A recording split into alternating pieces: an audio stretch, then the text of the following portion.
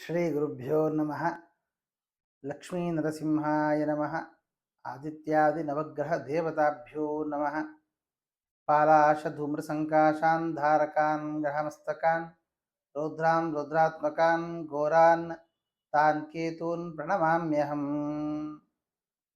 ನಾನು ಹಿಂದೆ ತಿಳಿಸಿದ ಹಾಗೆ ರಾಹುಕೇತುಗಳು ಛಾಯಾಗ್ರಹರಾದರೂ ನಾವು ಯಾವುದೋ ಒಂದು ಭಯಗ್ರಸ್ತರಾಗಿ ಅಥವಾ ಅನೇಕ ವಿಧದಲ್ಲಿ ಮಾಧ್ಯಮಗಳಲ್ಲಿಯೋ ಅಥವಾ ಬೇರೊಂದು ಕಡೆಯಲ್ಲಿಯೋ ಇನ್ನೊಬ್ಬರ ಬಾಯಿಯಲ್ಲಿಯೋ ಕೇಳಿ ತಿಳ್ಕೊಂಡು ಅದರಲ್ಲಿ ಹೆಚ್ಚಿನ ಮಟ್ಟದ ಒಂದು ಭಯಭೀತರಾಗುವಂತಹ ಸಾಧ್ಯತೆ, ಅದರ ಜೊತೆಗೆ ಕೇತುವಿನ ಬದಲಾವಣೆ, ಹಿಂದೆ ರಾಹು ಬದಲಾವಣೆ ಆದದ್ದರಿಂದ ಫಲಾಫಲಗಳನ್ನು ನಾವು ನೋಡಿದ್ದೇವೆ. ಈ ಕೇತು ಬದಲಾವಣೆ ಆದದ್ದರಿಂದ ಇಬ್ಬರು ಒಟ್ಟಿಗೆ ಬದಲಾವಣೆ ಆಗ್ತಾರೆ. ರಾಹು ಕೇತುಗಳು ಇಬ್ಬರು ಕೂಡ ಪರಸ್ಪರ 180 ಡಿಗ್ರಿಯಲ್ಲೇ ಇರ್ತಾರೆ. ಆವಾಗ ಕೇತು ಬದಲಾವಣೆ, ರಾಹು ಬದಲಾವಣೆ, ಇದರಿಂದಾಗಿ ಆಗುವ ಫಲಾಫಲಗಳು ಏನು ಅನ್ನೋದನ್ನು ಕೂಡ ನಾವು ಗಮನಿಸಬೇಕು ಅಂತ ತಿಳಿಸಿದ್ದೆ. ಅದೇ ತರಹದಲ್ಲಿ ಹೇಗೆ ಶನಿವತ್ ರಾಹು ಅಂತ ನಾವು ಹಿಂದೆಯನ್ನು ತೆಗೆದುಕೊಂಡಿದ್ದೇವೋ ಅದೇ ತರಹದಲ್ಲಿ ಕುಜವತ್ ಕೇತು ಅಂತ ಹೇಳ್ತಾರೆ. ಅಂದರೆ ನವಗ್ರಹಗಳಲ್ಲಿ ನಾವು ಇವತ್ತಿನ ವಸ್ತುತಃ 7 ಗ್ರಹರು, ಇಬ್ಬರು ಛಾಯಾಗ್ರಹರು. ಆದರೆ ಛಾಯಾಗ್ರಹರಿಗೆ ಪ್ರತ್ಯೇಕವಾದ ಫಲಗಳನ್ನು ಉಲ್ಲೇಖ ಮಾಡೋದು ಬಹಳ ಕಡಿಮೆ. ಕೆಲವೊಂದು ಕಡೆಯಲ್ಲಿ ಮಾತ್ರ ಉಲ್ಲೇಖ ಮಾಡ್ತಾರೆ. ಹಾಗಾದರೆ ಹೇಗೆ ತೆಗೊಳ್ಬೇಕು ಅಂತ ವಿಚಾರ ಮಾಡುವಾಗ ಕುಜನ ಹಾಗೆ ಕೇತುವನ್ನು ವಿಚಾರ ಮಾಡಿ. ಕುಜನಿಗೆ ಯಾವ್ಯಾವ ರಾಶಿಯಲ್ಲಿ ಬಂದಾಗ ಏನು ಫಲಗಳನ್ನು ತಿಳಿಸಿದ್ದಾರೋ ಕೇತು ಬಂದಾಗಲೂ ಅದೇ ತರಹದ ಫಲಗಳನ್ನು ತಿಳಿದುಕೊಳ್ಳಬೇಕು ಅಂತ ಹೇಳ್ತಾರೆ.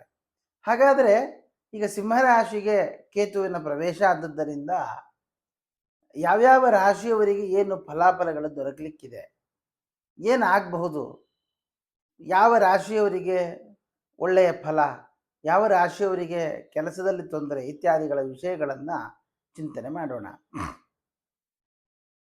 ಪ್ರಧಾನವಾಗಿ ನಾನು ಹಿಂದೆ ಹೇಳಿದ ಹಾಗೆ ಆ ಸಿಂಹ ರಾಶಿಯಲ್ಲಿ ಬಂದಾಗ ಕುಜನಿಗೆ ಏನು ಫಲ ಹೇಳ್ತಾರೆ, ಜೊತೆಗೆ ಕೇತುವಿನ ಗೋಚಾರದ ಫಲವೇನು, ಎರಡನ್ನೂ ಮೇಳೈಸಿಕೊಂಡಾಗ ಸ್ಪಷ್ಟವಾದ ಫಲವನ್ನು ನಾವು ಚಿಂತನೆ ಮಾಡ್ಬೋದು.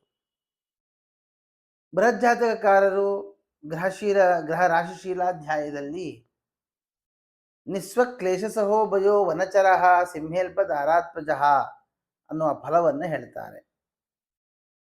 ಅಂದರೆ ಕುಜನು ಸಿಂಹರಾಶಿಯಲ್ಲಿ ಬಂದಾಗ ಕ್ಲೇಶಸಹ, ಅಭಯ, ವನಚರ, ಅಲ್ಪದಾರಾತ್ಮಜಶ್ಚ ಅಂತ ಫಲವನ್ನು ಹೇಳ್ತಾರೆ.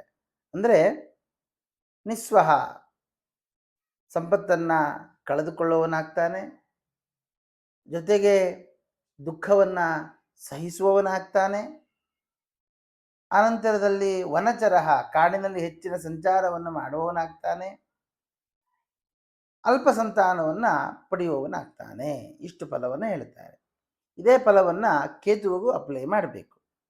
ಅಪ್ಲೈ ಮಾಡಿದಾಗ ಗೋಚಾರದ ಫಲ, ಭಾವದ ಫಲ ಏನಾಗಲಿಕ್ಕಿದೆ, ಮೇಷಾದಿ ರಾಶಿಗಳಿಂದ ಚಿಂತನೆ ಮಾಡ್ತಾ ಬರೋಣ. ಕುಂಭರಾಶಿಗಾಗುವಾಗ 7ನೇ ಮನೆಯಲ್ಲಿ ಕೇತುವಿನ ಸಂಚಾರ.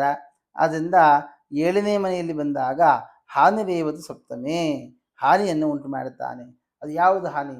ಸಪ್ತಮ ಸ್ಥಾನ ಅಂತಕ್ಕಂಥದ್ದು ವಿವಾಹ ಸ್ಥಾನ, ಕಳತ್ರ ಸ್ಥಾನವಾಗಿರೋದ್ರಿಂದ ಹೆಂಡತಿಯಿಂದಾಗಿ ದುಃಖ, ಹೆಂಡತಿಯಿಂದಾಗಿ ಹಾನಿ, ಹೆಂಡತಿ ಇಲ್ಲ ಸಲ್ಲದೆ ಮನೆಯಲ್ಲೆಲ್ಲ ಹಣವನ್ನು ಖರ್ಚು ಮಾಡ್ತಾ ಹೋಗುವಂಥದ್ದು, ಈ ರೀತಿಯಾಗಿರತಕ್ಕಂತಹ ಹಾನಿ, ಅಥವಾ ಸ್ತ್ರೀ ಸುಖ ಇಲ್ಲದೆ ಹೋಗುವಂಥದ್ದು, ಅಥವಾ ಈ ಮದುವೆಯೇ ಆಗದೆ ಹೋಗುವಂಥದ್ದು, ಈ ರೀತಿಯಾಗಿರತಕ್ಕಂತಹ ದುಃಖವನ್ನು ಈ ಕುಂಭರಾಶಿಯವರು ಅನುಭವಿಸಬೇಕಾಗತ್ತೆ.